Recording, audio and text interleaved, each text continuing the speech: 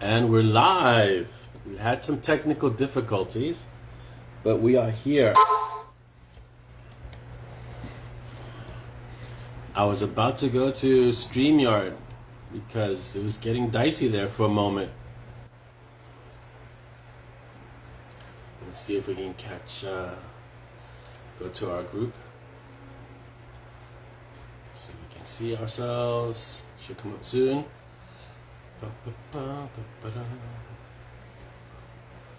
Can you see me yet? You can. Yes. Awesomeness. I can't. Let me refresh.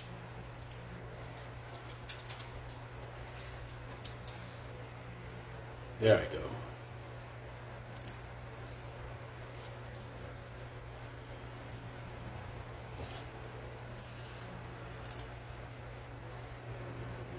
Here we go. Welcome.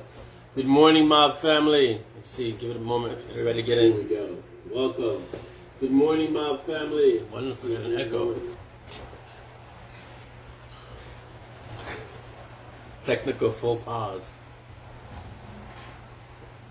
I'm gonna need that because I'm already hot. I mean, I'm hot, but I'm hot. Thank you.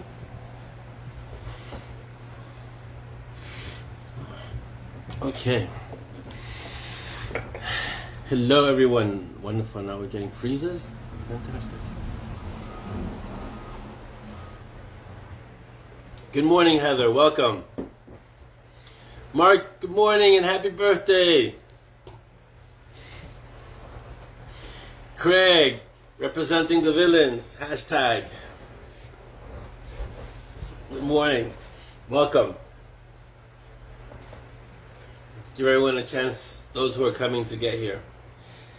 We're live on YouTube. Glitches everywhere. Hello, everyone on YouTube. We have 2 new people. Let's see who their names are. Hello, we have 2 new subscribers on YouTube. Dan Smith and Edith Simmons. Or Simnins. Welcome to both of you, if you're watching today. Hello, Linda. Welcome. Yeah, it's been kind of glitchy. I almost ended up on StreamYard, Chris. It was crazy.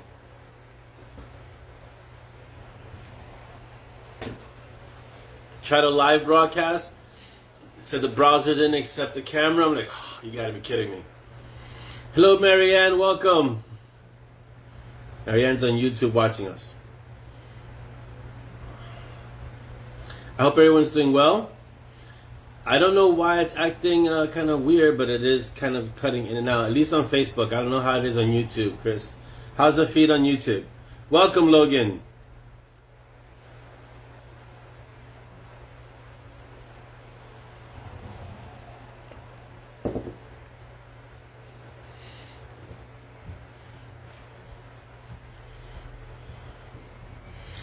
You're not late, Tamara, you're right on time. We just started because we started a little late. So I guess we'll have to run a little later too. We were having some technical difficulties. Yeah, see, that's what happened to me. Started, and we're still getting kind of a little bit of an interrupted signal. But ready to start, and then they went, no, we're not going to do this today. I was like, oh, I had to restart everything. I had to restart the phone. So yes, good morning, Mary Beth. Welcome.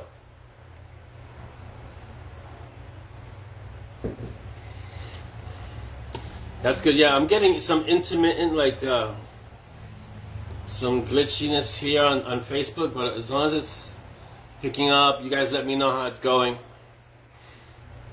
We'll continue. We'll start everything in about a minute or so.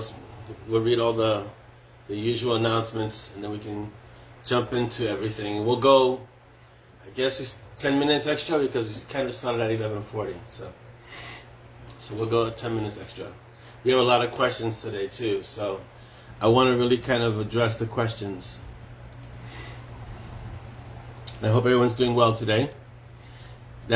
Is that Ree Adele? Is that how you pronounce your name, Ree? I hope I'm getting that right.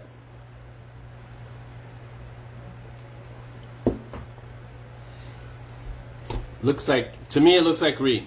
So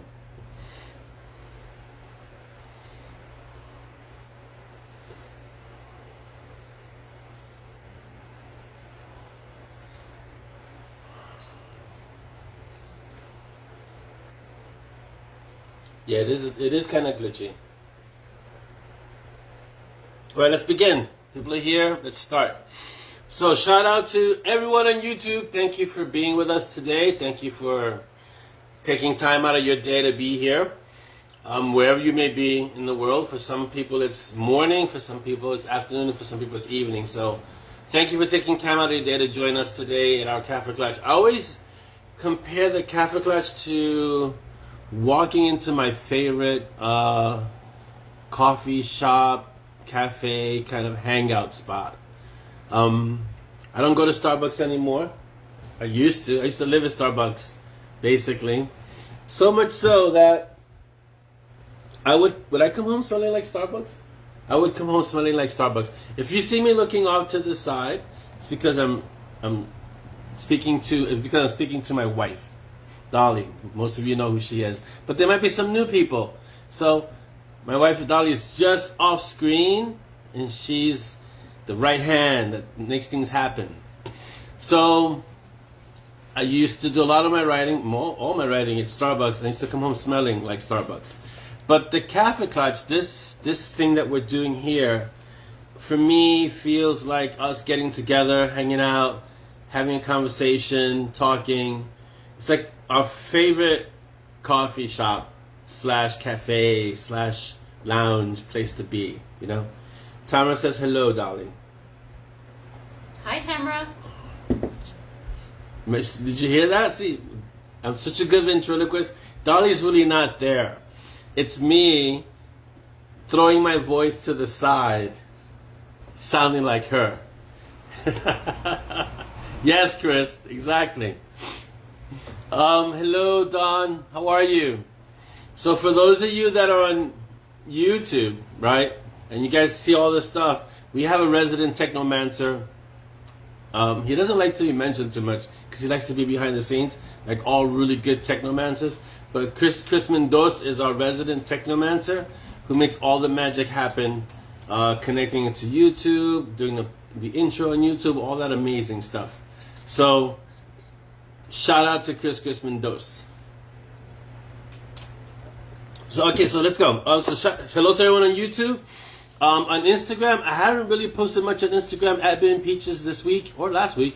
I think I posted once last week because I've been really getting into the writing, but I'm making an effort to do more to put stuff up on Instagram. I try not to oversaturate it, but I want to kind of put at least one thing a day on Instagram, kind of just keep it, I don't want to say relevant, but keep it current. So follow us at Bitten Peaches on Instagram. So at Bitten Peaches, you'll find us there.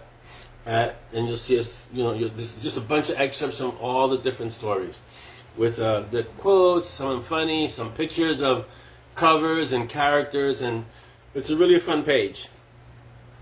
So after you go to Bitten Peaches, then you swing over by our ZAZZLE store and get some swag. We're at M&S, so it's EMANDES, M&S, on ZAZZLE. And I just recently sent a bunch of artwork to Dolly, who's our resident head designer. She has an assistant designer who is our official opener and closer, Zoya. Occasionally, she helps with the designs. If you ever got the big fleece that has peaches on it, or the one that has a collage of pictures, I keep getting reminded that. So when we got that fleece, I ordered it to see what it looked like. It's huge. I mean, it's enormous. And it immediately got appropriated by Z. Zoya just took it and said, this was mine. And I'm like, how is it yours? She says, because I designed it, so it's mine.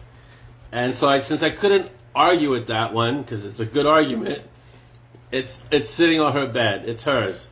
So swing over to our ZAZZLE store. I just sent over a whole bunch of artwork for Way of Bug to Dolly, and she's going to start creating some stuff like, I guess, mugs, shirts, Way of Bug stuff. So go to ZAZZLE because she's gonna be working on that, I guess, in the next few weeks or so, and you'll start seeing some not actual bugs. If you know who Bug is, you know what I'm talking about. You'll see Way of Bug stuff on the ZAZZLE store. So she's gonna start putting that stuff up there, and you can just get your swag from there. We don't have any new Patreon members, but you guys listen. you want to get on that Patreon because there's stories that are coming that are going to be so awesome, and you're not going to be able to read them because they're only for our Patreon members. So you really want to get on the Patreon, and I think we have like really it's like the tiers are like really low. I think it's like $1 to like $1 to like 10 to 5 something. It's really low. But if you want to get these stories, they're not available. These stories aren't available anywhere else. They're only available on Patreon. So you want to get on them and become a member of Patreon. Let's see. The e-newsletter. It's the beginning of Feb, so we should have one newsletter this month because we're gonna have stories coming out this month, and I kind of like to keep the Creative Warriors group, which is the newsletter, kind of keep them up to date on what's happening. So the e-newsletter, you just go to the webpage, OrlandoASanchez.com, sign up, and you immediately put into the newsletter. All right, so do that because sometimes there are things on the newsletter that you won't find out until much later, and so you kind of get a heads up. Hello, Cynthia, welcome. Yeah, Peanut was a really would Peanut become a longer story? No, I don't think so. I mean, it's such a good story, Peanut. I still kind of read it. I think I still have it up. I have it up on my screen, on my desktop, to read it every so often because it's such a good story. And Dolly also always tells me, you act like you don't know these stories. Like, you're talking about like if you haven't written them. Like, it was such a good story, Peanut. It's like amazing. So the next story, which is called A New Pup, it's about peaches. So if you want to read that story, you want to get on Patreon. I'm telling you, these stories aren't going to be available. They're not going to be available anywhere else. I'm not putting them anywhere else because they're exclusively for Patreon members. But you want to read it because I already wrote that one, and I wrote the story after that one, which is called Rookies. Rookies is really good. Welcome, Davina. Good afternoon. Afternoon where you are. Good afternoon, Davina. Rookies is excellent, which is a story after A New Pup. Only on Patreon. What can I tell you? All right. So, I mean, it's only fair, right? Because the patrons should get something that's just for them because they're going almost above and beyond, I guess the way to say it, to support. So they should have something that's just for them, right? But A New Pup is the next story, which is coming out, March, right? Mm-hmm. It's coming out in March. So you got time, and if you join, I think you get all the stories, right? You get everything. So go for it. So that's the Patreon commercial. Our newsletter, again, go to www.orlandoasanchez.com.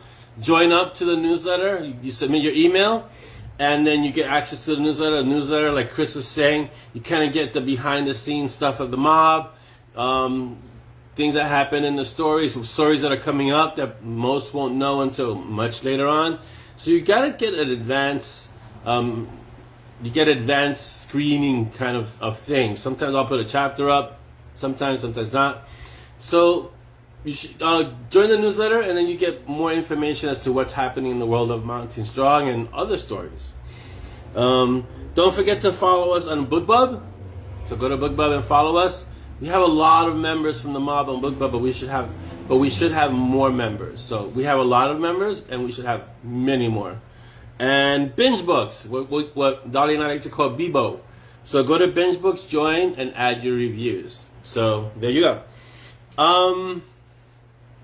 So first thing, before we get into the other news, I wanted to let you know right up front that Sepia has been delayed because I'm focusing on Stormblood. So Stormblood and Way of Bug is going to come out first. And then I'm going to really focus on Sepia because I want to take my time with Sepia. And what was happening was that I was so since I was hitting word quotas every day, I was kind of rushing Sepia. Not so much that the story was suffering, but I didn't want the story to suffer because it's the last of the pentology. And so I said, you know what, I'm going to wait. I'm going to put Sepia to the side for a little bit and focus on Monty Strong and Way of Bug. Get those two done. Hello, Tanya. Welcome. And then I'm going to focus on finishing Sepia the right way. So, Bug is just a lot of fun to write. You guys saw the snippet that I left yesterday that I put up in the mob. Bug is a lot of fun to write, and I don't know what it is about her story that it gets written without much effort. Probably because it's not the last story, it's not the finishing story. And Monty and Sean they're always easy to write. I think in Monty and Sean I have to be careful not to overwrite, just because I'm having so much fun. It's almost like, if you're a musician, it's almost like riffing, where you just keep going, you know? So I kind of have to rein in Monty and Strong a bit, because I could just keep going off on tangents, and then inserting the tangents into the story and things like that. So let me see who's here. Welcome Robert, welcome Melody. Who else is here that I might have missed? Let me check. Nope, that's not how I want to check. Okay. Everybody, I just gotta watch the feed because it goes so fast. Bug doesn't always get the priority. Monty and Strong gets the priority. Bug just, demands to be written, but it's in a way that's interesting and fun. So, Chris, Dolly answered your reply. And hello, Aaron, how are you? Yes, do the work, listening and work. That's always good. So Sepia, I didn't want to. I felt like the story was getting a little rushed, and I never write that way, so I didn't want that story to be the closing story of a series to feel like, and you rush the end. So, gonna take a little longer with it and get it done what I consider to be the right way. Plus the way that everyone who are diehard Sepia fans have been waiting. So we're gonna end that series the right way. So, welcome Janine. Yes, you're listening while you're working. Awesome. So, going to, the feet was like down here. Okay. So, focusing on Stormblood, which is, I thought it was going to be a 50K. It might be a little bit more than 50K.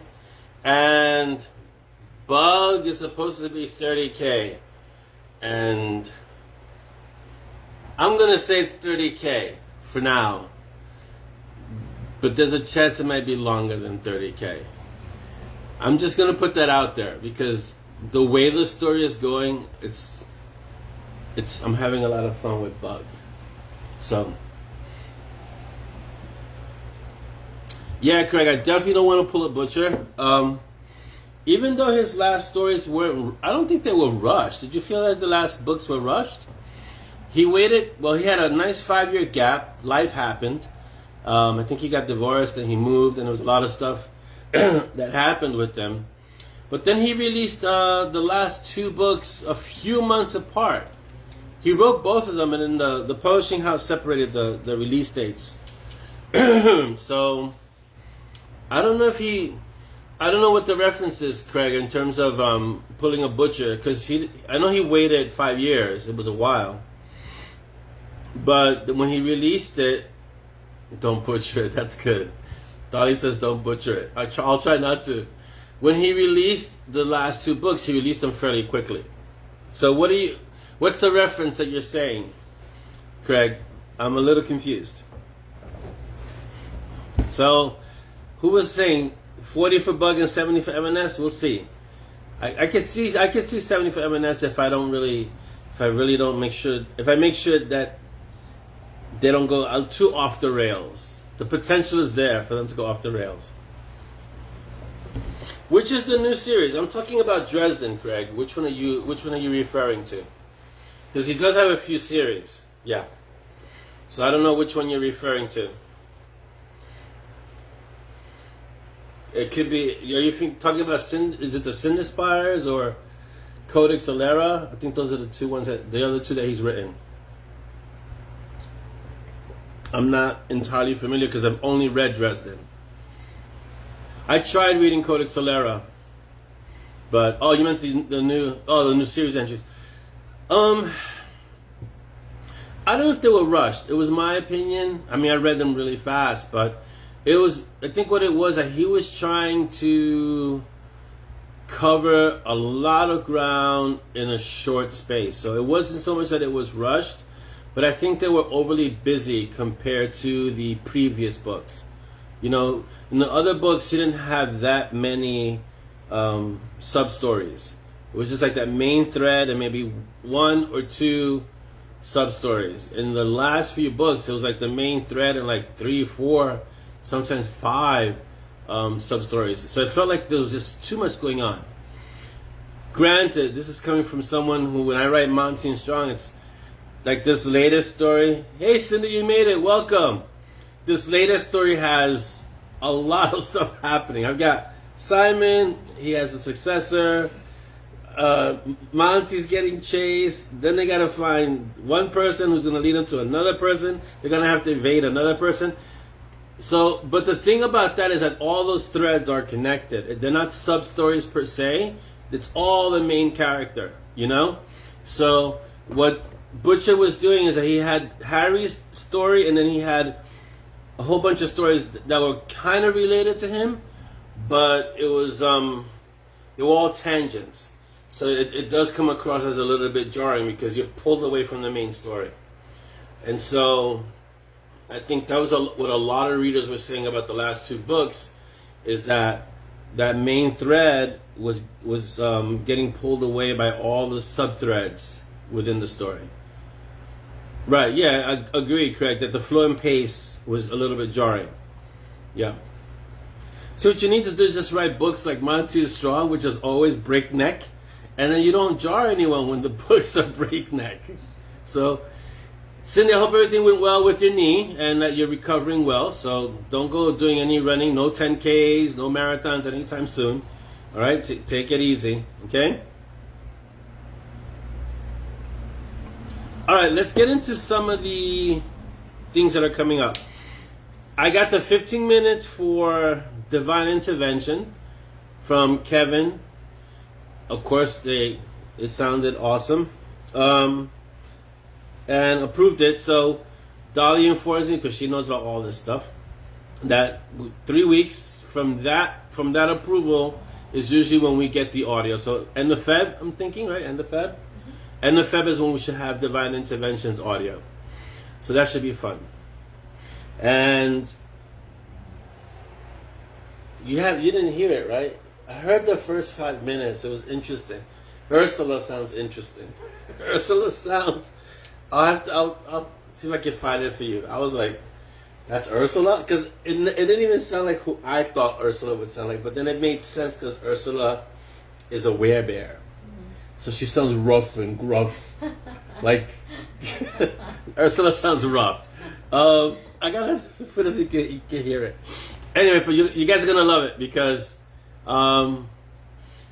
it's fantastic. I mean, Kevin is a very gifted and talented narrator, so he always does a great job. So that's the audiobook is Divine Intervention. The next one is coming out end of Feb, and then we'll schedule Stormblood. When is Stormblood scheduled? End of April? Stormblood. The next Monty and Strong after Divine Intervention for audio. End of April, May. Yeah, so Stormblood is further in the year, around end of May. Let's say June, just to be safe. But I think it's end of May, right? We already talked about Sepia, that it's on pause. I haven't stopped it. I'm already halfway through it. I think I'm at 30K already. So it's just a matter of like, catch my breath and say, okay, let's do this. Let's take a step back. And now let's just focus on this.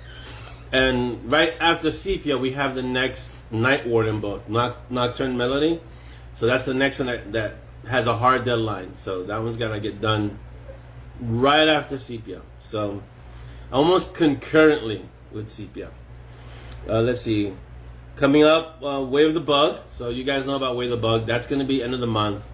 And the art will probably be the end of the month. And so that means early next month it's out, published. You guys will have it in your hands. I won't be releasing too many snippets of it because it's supposed to be a novella.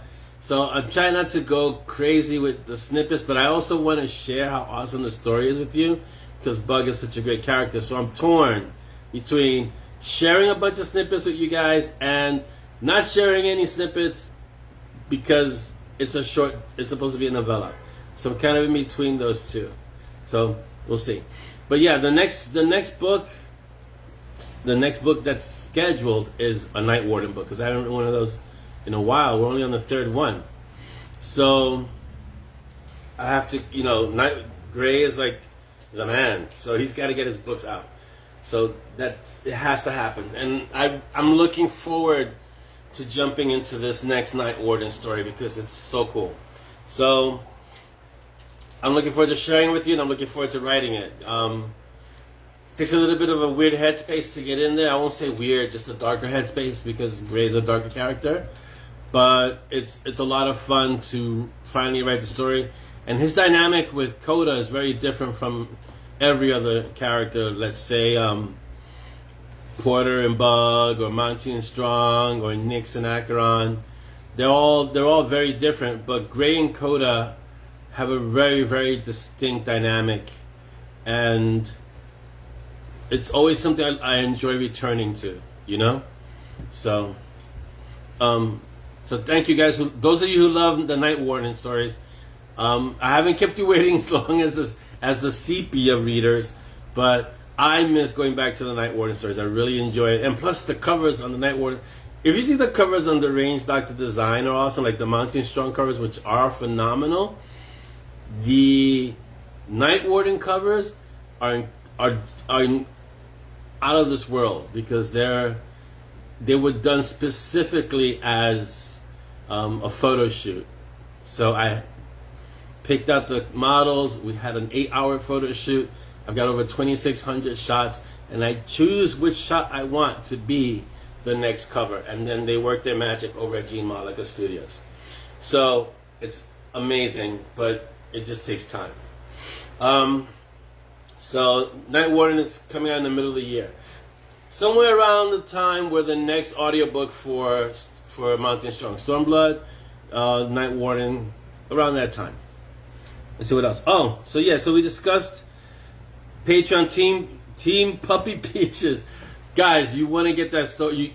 When you see that story in March, right, which is the next, a new pup, you're going to be like, I'm so glad I got this. I'm so glad I'm part of Patreon, because it's I have fun writing these stories. And I try to experiment with different characters. A lot of them are from the Monty and Strong world. A lot of them are from other places, in other imaginations, ideas, what ifs, things like that, So, hello, Anthony, welcome. So there's a lot of stuff that I put in the Patreon stories that aren't going to appear anywhere else. So it's a good opportunity for you to find stories that you won't find anywhere else. They won't be for sale. They won't be out on Amazon. They won't be on the website. They won't be anywhere. They're just going to be on Patreon for you guys. All right, and that's those are the book and audio updates. So you tell me how you guys are doing. What did you guys think of the snippets? What were your ideas? What are your thoughts?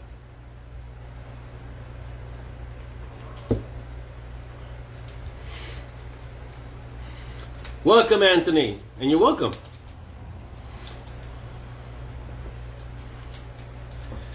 Wow, Chris, see, yeah, the enter key stopped working.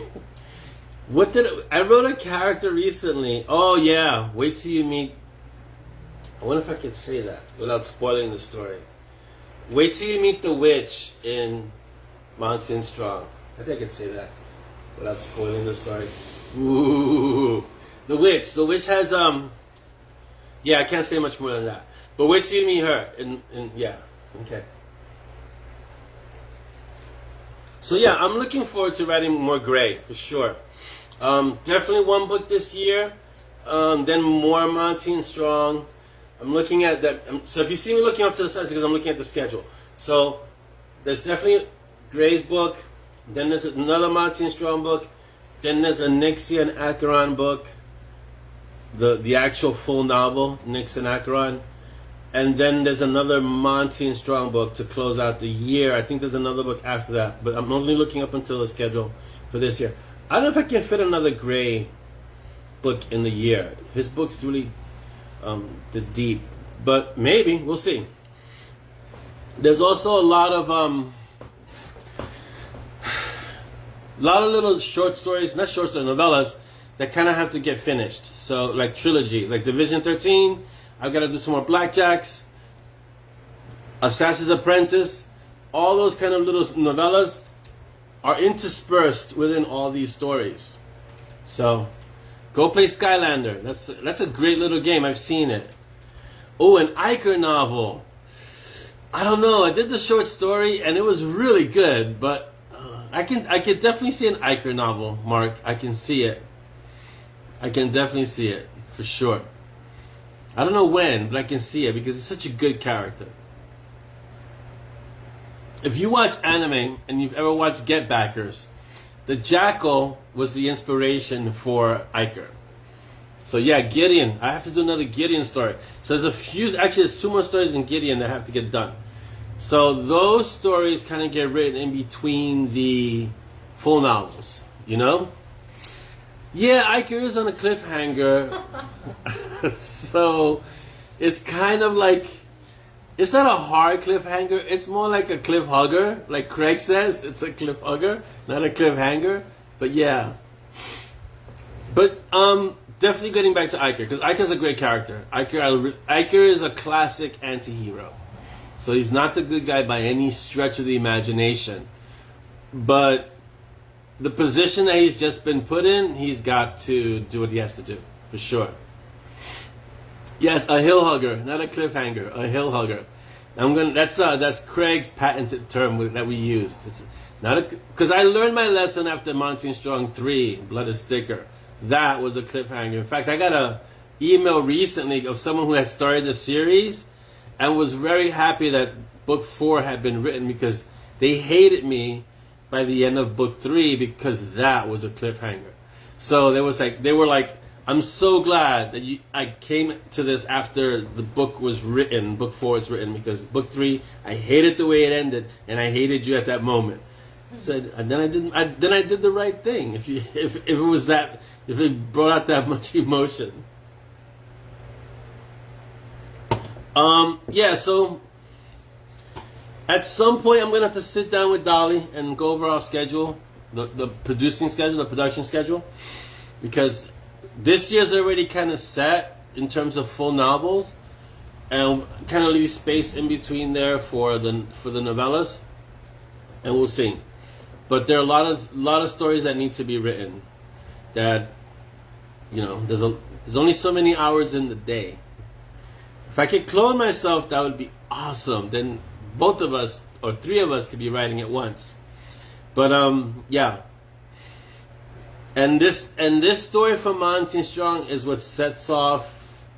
Let's see, Divine Intervention started so Divine Intervention was the launch of this current series. Stormblood begins the actual transformation, and then every story really starts to take off. So they start to get really connected. Yes, Craig, I have to represent the villains, right? So yes, a production schedule. You know, I have to get it. Have to get them in line, coordinated. Check out the logistics. Anthony asks, will I ever do an Avengers Assemble with all the characters? Yeah, at some point. Probably around Monty Strong 21 is the proposed Avengers Endgame Infinity War kind of getting everyone together to combat a main bad guy, for sure. Oh yes, Sid says, thanks, Chris. Yeah, I haven't even thought about the designers. And they're always in the back of my mind because Sid is like the Stan Lee of the Monty Strong universe, right? So Sid is kind of everywhere in all the timelines and all the time streams. He's like the Doctor Who of Monty Strong. But the story of Nina and the designers, that one, it's a tough story. I've said it before.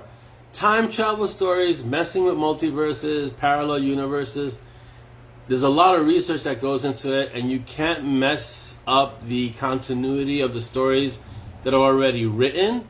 You have to kind of explain them. And so you want to really be careful with time travel or parallel universe stories. That's why I have Sid kind of interweaving through the story so that later on when the designers is written, it makes more sense. So the designers takes a little time to write because you have to kind of interject and and intertwine these characters in these stories, you know? Yeah, Sid is always aware of the fourth wall. Always. He knows what's going on because he knows what's happening in all the alternate universes, all the alternate parallel worlds. So he doesn't get phased out by what's happening, you know? And an evil Ziller would be a dangerous villain, for sure. We don't want an evil Ziller. Just like we wouldn't want an evil Cecil. Now, could you imagine an evil Cecil building things for an evil Ziller? Yikes, that would be bad. That would be really, really bad. So, and I'm sure there's a universe or there's a timeline where that exists. And maybe I'll have Sid kind of refer to, you know, that time when he encountered an evil Ziller or something like that. But I still have to have Simon refer to the new punk group that he heard, that Larry named. That I'm not gonna say it now because it's gonna be a surprise. But you guys, when you read it, you can blame Larry for sure. So yes, let's see. We have. Wow, really? Already? No.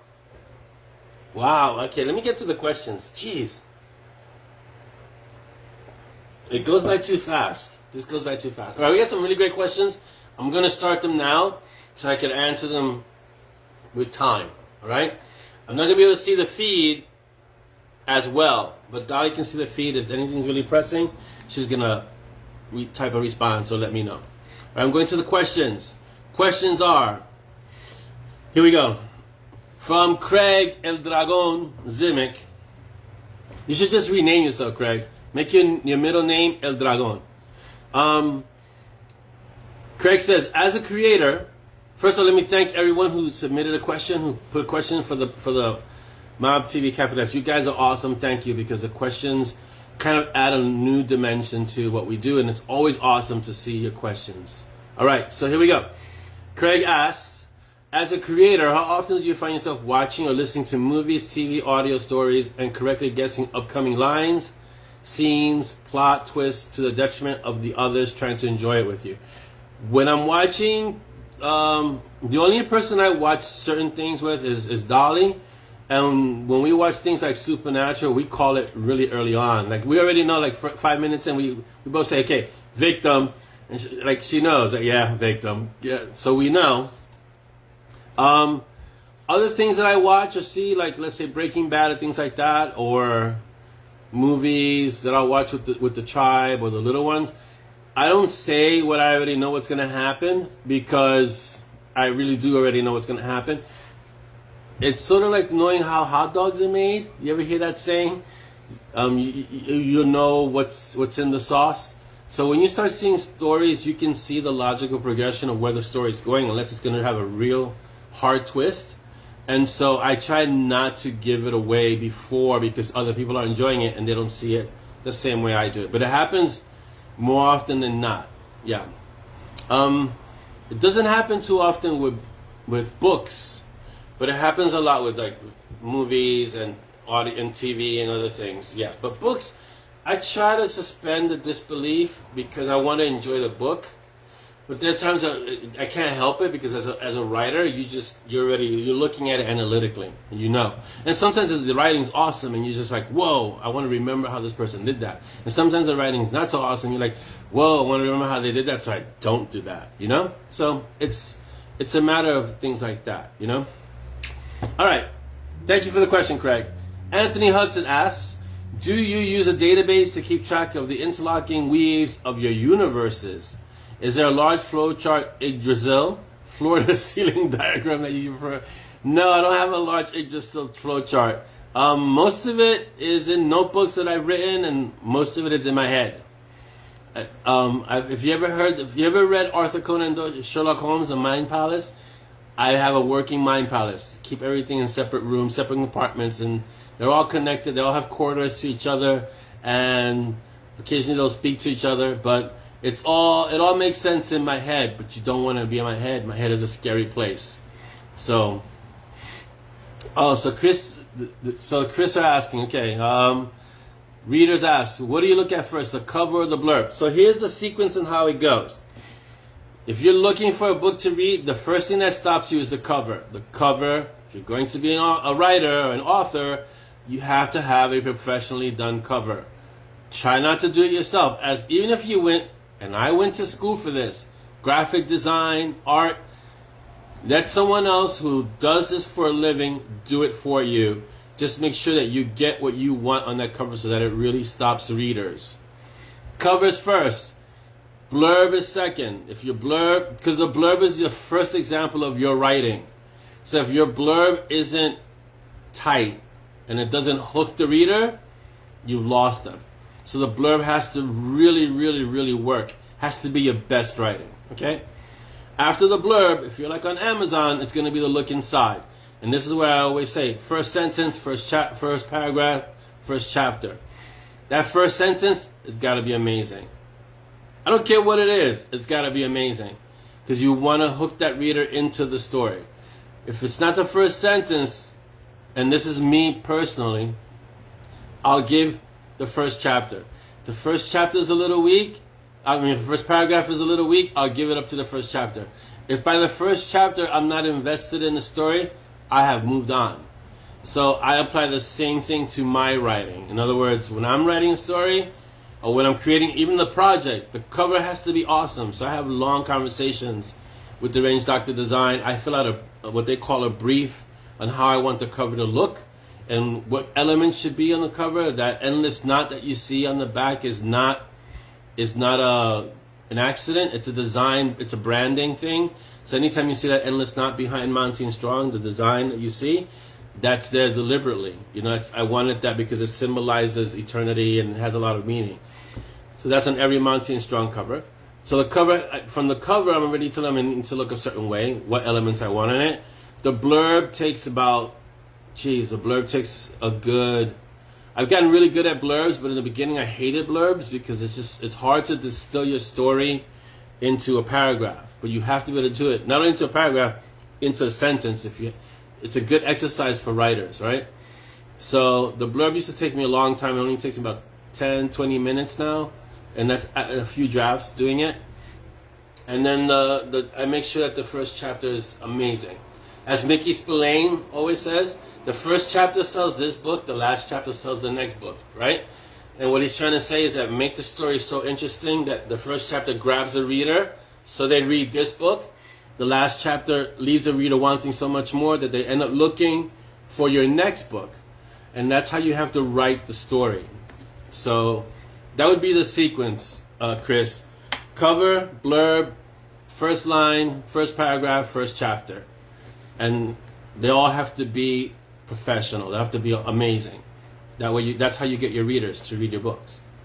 So I hope that helps the new writers. All right, let's continue. Questions. We have so many. Anthony, I hope I answered your question. I wasn't being, as they say, I wasn't being flippant. It's really all in my head, which is why I say my head is a scary place to be in. Ask Dolly. She knows. My head is a scary place to be in.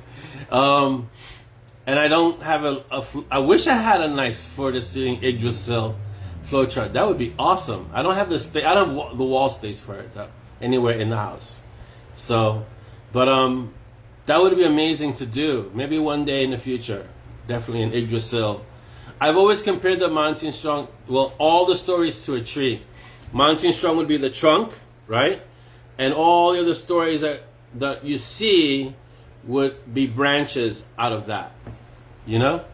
So it's a great metaphor for the Monty and Strong universe.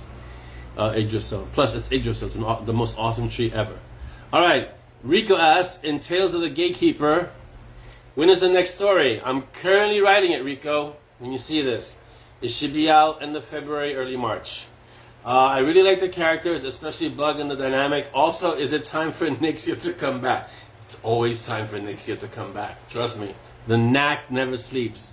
Yeah, I like Bug also. That's why I'm writing the next story, which is called The Way of Bug.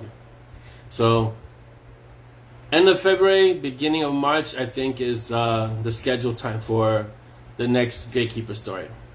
Malcolm Robertson says, are the Montagues still feuding with the Capulets? Really, Malcolm? Or did Dex obliterate the entire line? Was Romeo a mage? Dex did not obliterate the entire line. If you read the stories, there's a reference to Billy Shakes in there and the use of the Montague name. So, there you go. It's in there for you to discover, Malcolm.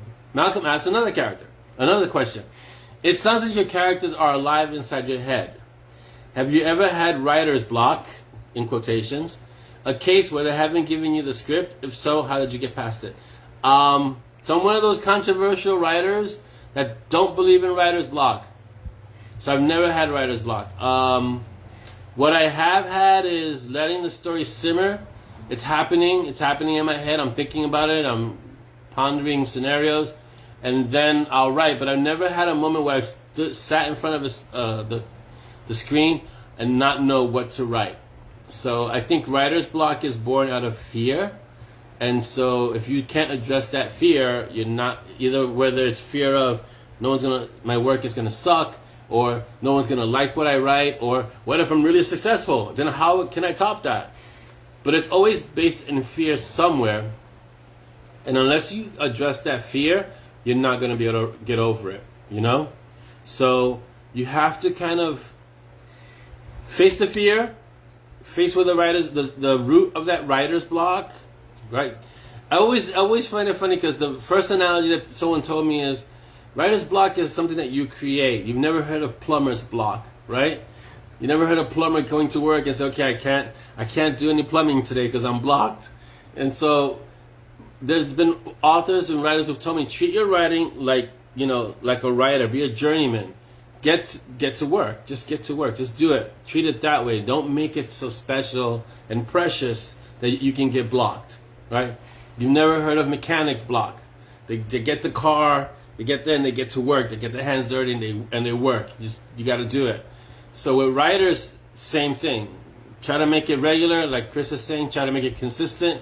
Try to make it a routine. And when you do that, all of a sudden the words flow. As long as you can make it consistent, and whether that means sitting in front of your computer, carrying a pad with you and just writing wherever you are, or doing it on your phone in a notebook feature, whatever the case may be, get the words down and try to do it every day, and you'll see that writer's block, if you're experiencing it. And I'm not in any way dismissing it as something that doesn't happen. It does happen to writers. But as you get consistent with your writing, you'll find that writer's block is something that you're creating rather than something that's happening to you.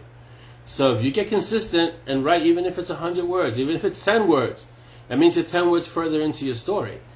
If you can get consistent and try to do that every day or as often as possible, wherever you are, you'll find that you can beat what everyone calls writer's block, you know?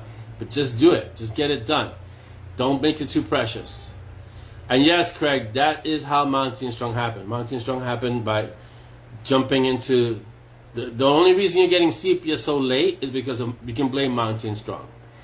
All right, so I hope that answers Malcolm's question. All right, here we go. Let's see. Oh, Malcolm has another question. Other than the opening scene of Tomb Yards, there haven't been many that I can recall. Reread do. Wheres. Is this intentional or just how the story has gone? There are plenty of wheres in the story. They just haven't been featured yet. Their stories are yet to be told. So you've got one of the 10 is a were tiger who is the head of a whole bunch of tigers, right? Jimmy the Butcher is a were bear. So there are wares in the story or in the stories, but they just haven't been as featured yet. I think Jimmy's gonna have a bigger scene in one of the upcoming stories. And when you start seeing more of the 10, you're gonna see more of the were tigers, which is awesome. All right, Chris asked a question. Oh, there's more questions. Okay. Chris asked a question. Once you type the end, how long does it take from sending to editor to art to release? Average time. So the end. So I type the end. I let my brain kind of recuperate for about a day. Welcome, Adam. I let my brain recuperate for about a day. Then I immediately start sending it to the art right after that. The art gets it pretty much right after I write the end. And I try to give them time because the art shreds really well when they have time. I try to give them a week. So while they're shredding, I'm editing, right? I'm taking care of the notes and, doing things that have to happen and making adjustments and all that stuff. So while the art is shredding, I'm coming up behind them and shredding. Once they're done shredding in that week, I give it to my editor, and she does another week. So figure from the end to live for Amazon or live for the mob, about 2 weeks. So that's about the average time. That's for a full novel. For a novella, for the shorter novels, it's about 3 days of art, and then it's live. It doesn't go to the editor because the art is so amazing that they pretty much catch everything. And because it's a novella, it's tighter, it's shorter, and so they catch much more of what might be missing. And so really it's about a week. I want to say a week on the outside when it's the novellas, and a short story even less. So, and some stories I have a few that didn't even go to the art. So, yeah. So it depends on the length of the story. And for full novels, it's almost always 2 weeks. One with the art and one with an editor. Novellas, a week with the art. And less than a novella, maybe a few days with the art. So from the end to actually going live. All right. Dolly gives me a question from Marianne. Can you travel forward? Can you time travel forward? I'm sure Dex would help you pick up the completed. Oh, yeah. I don't know about that, Marianne. If I could, I would, but I don't think I can. So, but if I find a way to do that, I will definitely go pick up the completed stories and bring them back. But then would they be done in the future if I bring them back because they're completed in the future? And if I bring them back, would they change in the future? See, this is the problem with time travel stories. Okay, Ellen, Chris already answered this. What was more important, cover or blurb? Yeah, so they're all important. They work as an interlocking unit of items that help sell your book and help get your book attention. So you can have the most amazing book written, the next classic, and if it has a horrible cover, it doesn't get the attention that it deserves, unfortunately. So you want to approach this, the writing aspect of this, from both ends, as a writer and as a business person. When you put on your business person hat, as they say, it's a product. So how do you get this product out? And how do you get it seen? And how do you get it received the best way possible? You do the best that you can to make sure that when people see it, it has as many chances as possible to get read. And that means professional cover, really tight, well-written blurb, incredible first sentence, incredible first paragraph, incredible first chapter. And then then people will gravitate to your book. People's word of mouth will spread. Hey, did you read this? Did you see this book? It's a great book. Things like that will happen, but it takes time. It doesn't happen overnight. That whole thing about the 10-year overnight success is a real thing. All right, let's see so those are the questions. Thank you so much for the questions. Let me go back to the main page. Good morning, Scott. Welcome. Oh, there's a question from Craig. Oh, with the exception of the Dead Peaches incident, yeah. How many massive rewrites have you ever had to do? That was the only massive rewrite. That one and the end of... There was that one, which is where I almost ended up bodily harmed because of that ending. Oh, and when I melted the first goat, and I left that book... The ending of the book, the one that you guys never got to read, was an orb hit the dark goat, the goat, the regular first goat version 1, and blew it up, and that was the end of the story. And it was like, what? Everybody lost their minds. Collectively, everyone lost their minds. So I had to do a massive rewrite for that one. I believe that was the end of... Was that the end of Homecoming? I think that was the end of Homecoming. I know... Was it the end of Homecoming? I think it was the end of Blood is Thicker, the cliffhanger one. But that was the first cliffhanger that was worse. That was really bad. Like, Peaches, yes. yeah, Blood is thicker. yeah, blood is thicker, right? So where an orb is heading to the goat, they're in the goat, and it explodes as it hits the goat, and that's where the story ends until the next book. And the mob lost their minds. I mean, as one group, everyone was like, "No, you can't do this." And so, yeah, I had to do a massive rewrite. At least the ending part had to be massively rewritten because you can't do that. You can't. That's a real cliffhanger. That's like you don't know what happens until the next book cliffhanger. You know, there's no hint. There's no, well, maybe they're okay. It was just fade to black after that orb hit. At the time, in my defense, I thought it was a good idea. I thought, man, it's going to be great because then, everybody's going to want to know what happens next. That was not a good idea. It was so not a good idea. But, that was early on. I think that was book 3. And, you learn. You write, you learn. And that's how it is, So, welcome, Rico. We read your question, by the way, so if you go back and see this, if you get a chance, you'll see the answer to your question. There's a question from Adam. Okay. Adam asks, I know it's expensive, but do you ever plan on doing a full cast? Not in the foreseeable future. You don't know how expensive it is. It's truly prohibitive to do a full cast right now. Besides, I have Kevin, and Kevin pretty much does a full cast by himself. He's an actor, and he does narrating. So, if you ever hear the audiobooks that Kevin does, it's every voice, every character in the story has a different voice. So it's like, I love to be able to do a full cast, but if I want to go that far and do that kind of expense, I would rather invest in doing either an animated feature, right, and have the voices there, or a live action feature, and again have an actual cast. I wouldn't want to do audiobook. I'd want to go all the way. And if I'm going to have a full cast, because it's really expensive to do full cast, if I'm going to have a full cast, why not make it something visual also? So that would be it. Yeah. But yes, Chris, it was an OMG WTF moment. I realized after the mob gave me their reaction. Yeah. I think we can legally a 30-second promo of the audiobook.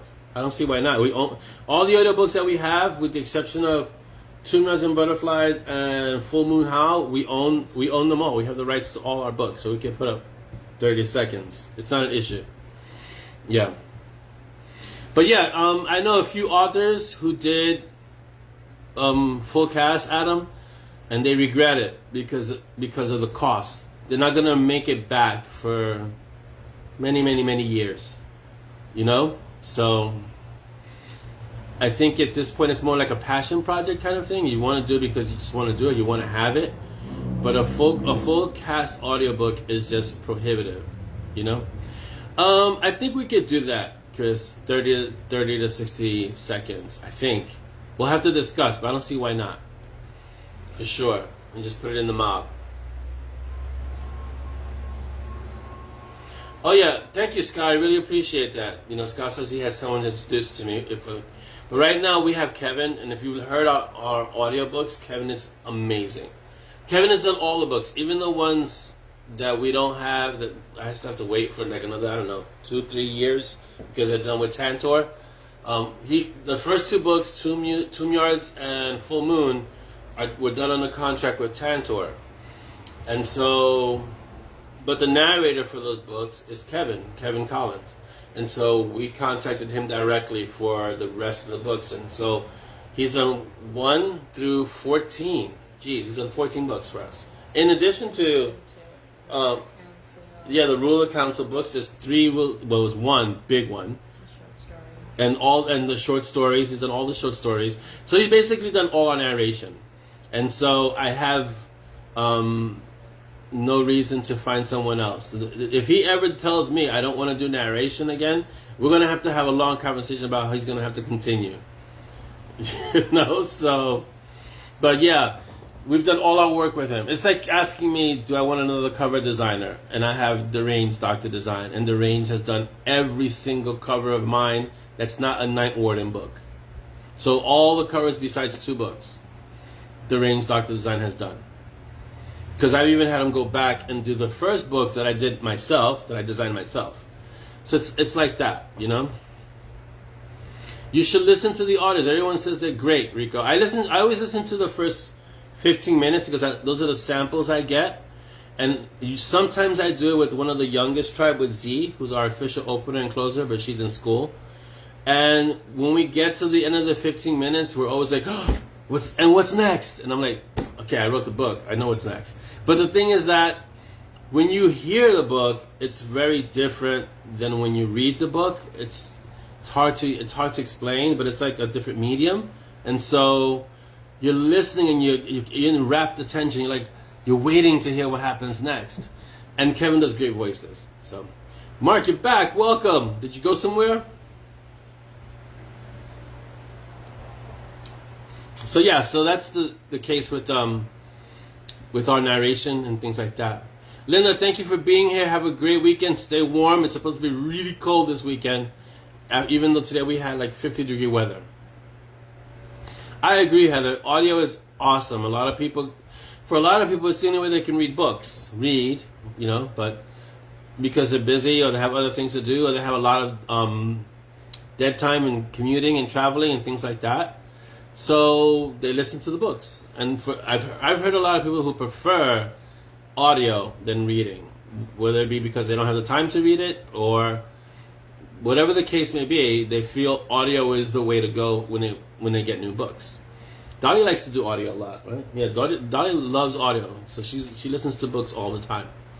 And when we took our kids to Vermont for camp, I managed to hear a whole book on the way there and back because it was that long road trip, you know?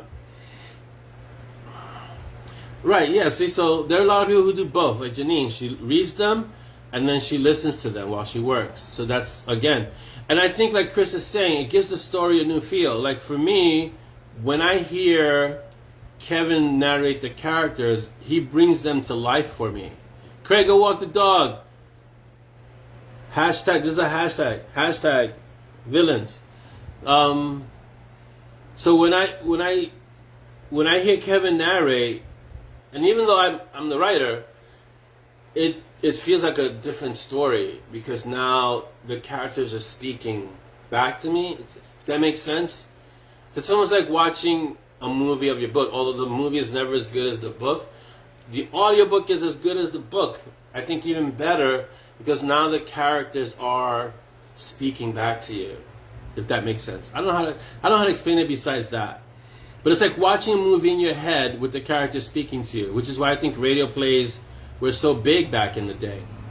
You know, because people could actually envision what was happening while they were hearing the story. And it's why storytelling is so why it has lasted so long and it makes up a part of our culture. Stories are what make us who we are. And so stories, whether written or the ancient oral tradition, drives us, you know? And so we need stories. So I think the whole oral tradition of there would be one person, the storyteller, whether it was the shaman or the elder, and that person would tell stories and everyone would gather to hear the stories of their history or hear the stories of their family, or usually it was the grandmother who would tell stories of the youth of the parents and things like that. And so, you know, it's a way to keep stories alive. And the oral tradition is a very old tradition. Yeah. But yeah, isn't like Tamara says, some people prefer reading but even while they're reading, they are creating a movie in their head. Right? So you're reading, but you're creating a movie in your head, and you're bringing the characters to life in your head. It's amazing, but that's what's happening. So that's why the storyteller has to make a point of letting the reader become immersed in the story.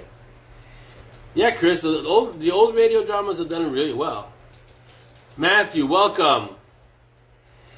Yeah, well, Chris, that happens to all of us. At some point, we all become the old one telling the stories, for sure. Lynn says she doesn't get on with audio, but still consider it reading. Strongly believe whatever the medium, if it gets people reading, it's good. I strongly support that. Yeah. Whether it be audio, oral, someone telling it to you, written, flash fiction, snippets, whatever gets people to read, that's good. Comic books, graphic novels, all these things are different mediums to tell stories, you know? There you go, see? Dolly still used to have a little radio and listen to stuff at bedtime. So it's like that. These are habits that we've created. And I think it's the way we are. It's how we internalize stories. And it's really part of who we are as people, as humans. Humans need stories. I think that's at least that's my opinion. That we need stories. We're story making machines. We create stories even from a very young age. If you ask a child, you see they do something they're not supposed to do, and then you say, okay, so what happened here? And then you get a whole story, right? You get, well, the dog did this, and then I wasn't paying attention. It's a story. They didn't have to think about it, but it is a story, right? It may not be a truthful story, but it's still a story, and there's creativity happening. So we create stories pretty much as part of who we are as humans. Yeah, Adam, I definitely agree. I'm taking inspiration from Keanu Reeves' Berserker novel, and we're gonna have to look into a Kickstarter to see what kind of illustrator I can get, so we can do a Monty and Strong graphic novel, because that would be amazing. So that's just another thing on the list of things to do, you know. I think. So here's the plan of how to work something like a property like Monty and Strong, right? If you're gonna create a live action, you would take the first book, Two Meows and Butterflies, and each chapter could be an episode, right?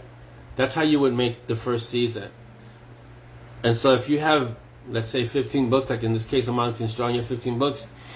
Each book is a season, and each chapter is an episode.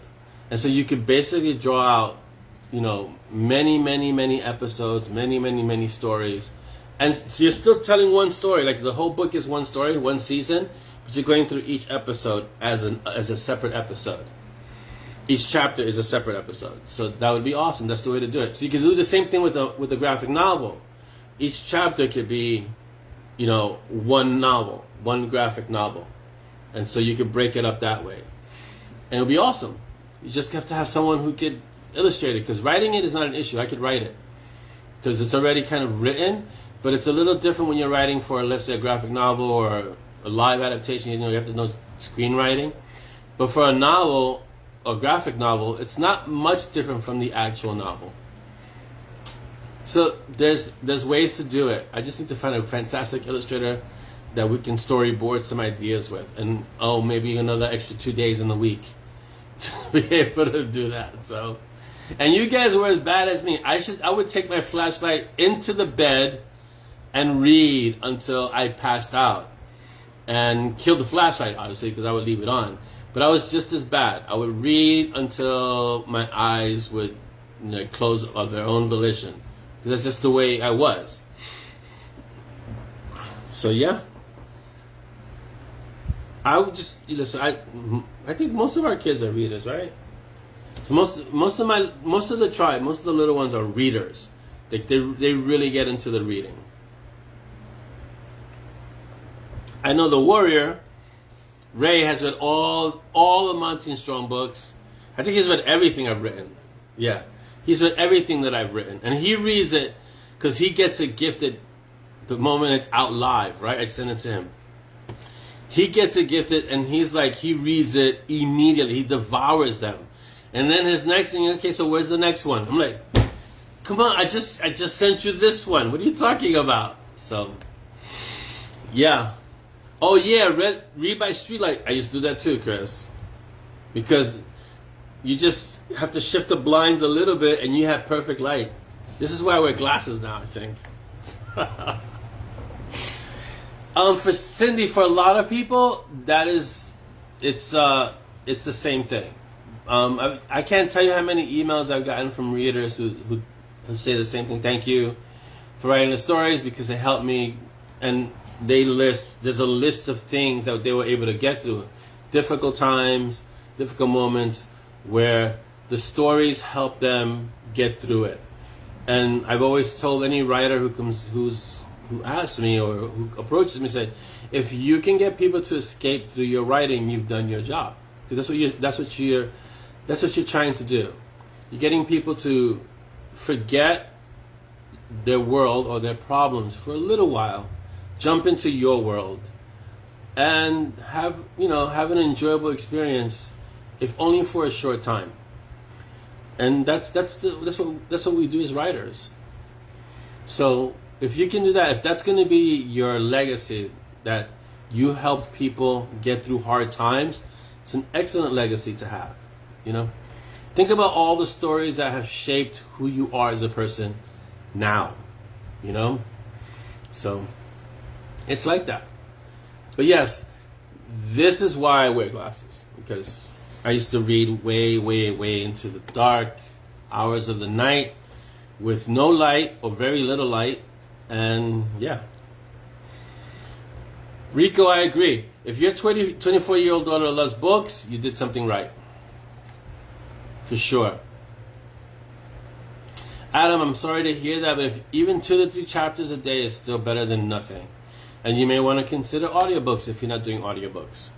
If your health, meaning it doesn't let you read physical books, you might want to consider audiobooks.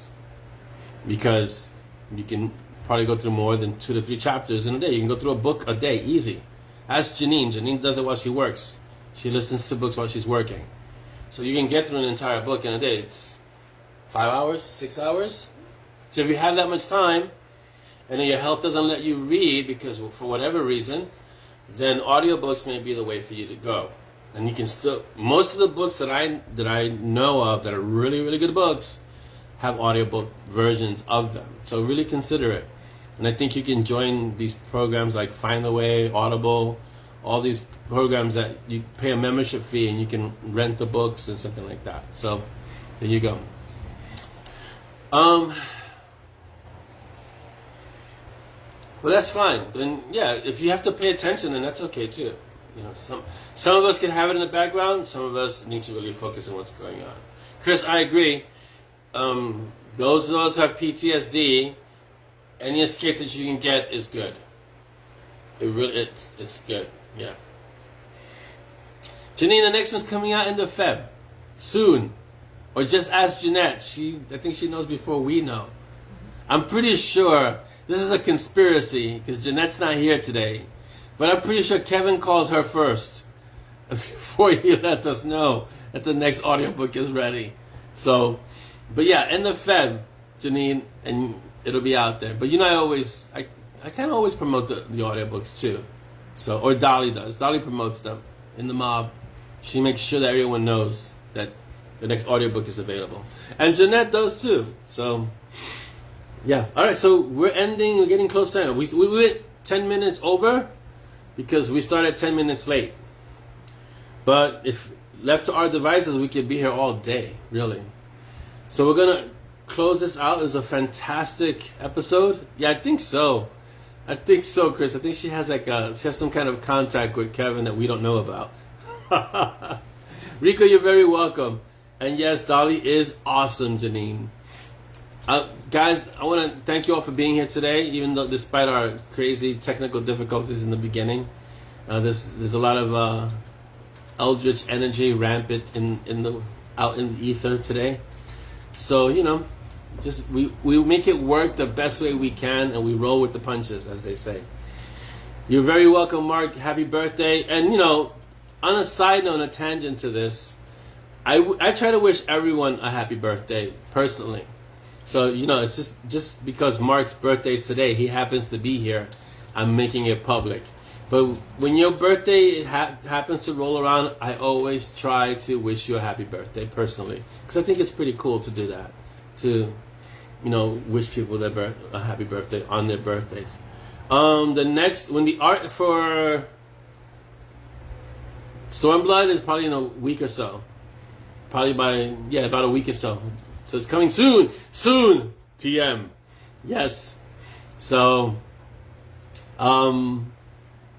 happening soon. The Stormblood. It's gotta get done. Stormblood. So yeah, things are accelerating. It's a lot of fun. Hey guys. Okay, so you're always gonna hear this from me. Stay safe. Stay healthy. I got boosted. And I got knocked for a loop for like 4 days, right? But I got boosted. So, because I want to keep myself safe and I want to keep my family safe. Now, whether or not you believe that you should get vaccinated and boosted is irrelevant to me. I just want you to stay safe and I want you to keep your family safe. So, do whatever you can to stay safe, right? I got I don't know which one it was. Which booster did I get? Moderna? Pfizer? What? Pfizer. We're a Pfizer family. So I got the Pfizer booster.